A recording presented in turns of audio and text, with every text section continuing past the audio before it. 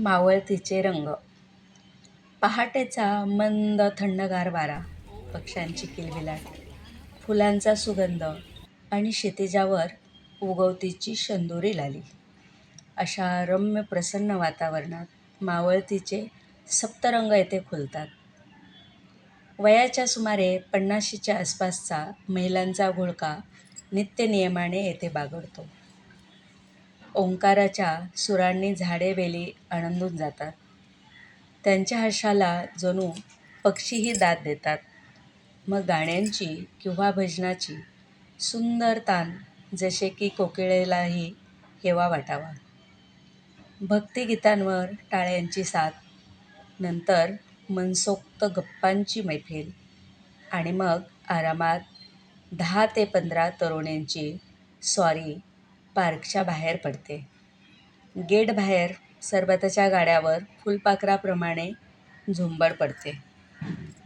आरोग्यवर्धक सरबत हो. करेला, आवळा, तुळशी, कडुलिंब वगैरे वगैरे. बाय बाय, शी यू म्हणून सायंकाळी 5 वाजता भेटण्याचे प्रॉमिस करत एकमेकींचा निरोप घेतात.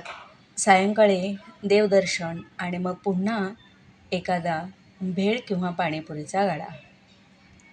अशा प्रकारे तरुणपणी संसाराचा रडगाड्यात राहून गेलेले छंद ते पुरे करतात. जगायचे राहून गेलेले आता त्या जगत असतात आणि विमानाचे पंख लावून जग फिरत असतात. पक्षी बनू उडती फिरू मस्त गगन में. या वयात संसारातून निवृत्ती घेतलेली असते. घरातील फारशी जबाबदारी नसते. कुठे जाण्यासाठी कोणाची परवानगी लागत नाही. कोण काय म्हणेल याची पर्वा नसते. भरजारी साड्यांची हौस राहिलेली नसते. दागिन्यांची फारशी आवड नसते.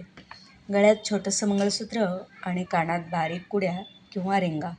बस, संपलं तिचं नटणं. बरोबर अनुभवाची शिदोरी असते.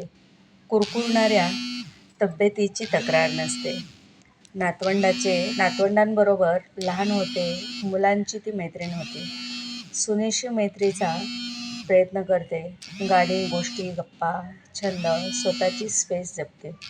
मैत्रिणींवर जीवापाड प्रेम करते. हा माझा लेख आहे. मी सौ कमल मारुती खरड.